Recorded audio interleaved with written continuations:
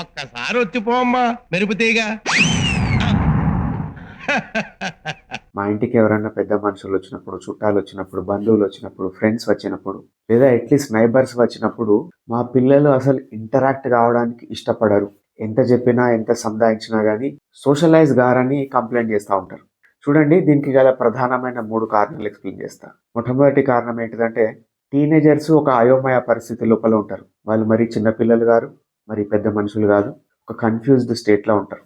పెద్దవాళ్ళుగా మనం చెప్పే ఏ పనైనా గానీ, ఏ మాట అయినా గానీ, ఏ మంచి విషయమైనా గానీ, ఏ సలహా అయినా గానీ, దాన్ని కొద్దిగా వ్యతిరేక ధోరణితోనే చూస్తా ఉంటారు. ఒక పనిలాగా, అనవసరమైన కష్టంలాగా, ఇష్టం లేని విషయంగా ఇట్లా పరిగణిస్తా ఉంటారు.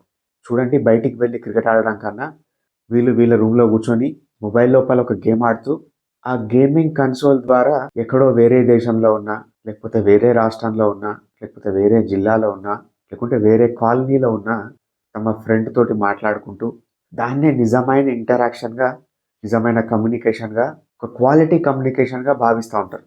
సో, అందుకే వీళ్ళకు డైరెక్ట్ ఫిజికల్ ఇంటరాక్షన్స్ అంటే ఇష్టం ఉండదు.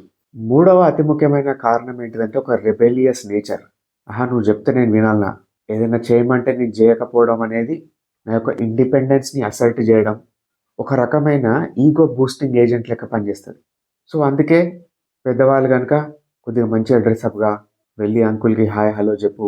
Are at least come and sit. You doesn't have to speak anything. Just bear for 1 or 2 minutes and you can go and you can mind your own business అని ఎంత లీనియన్స్, ఎంత leeway ఇచ్చినా గానీ పిల్లలు ఇష్టపడరు.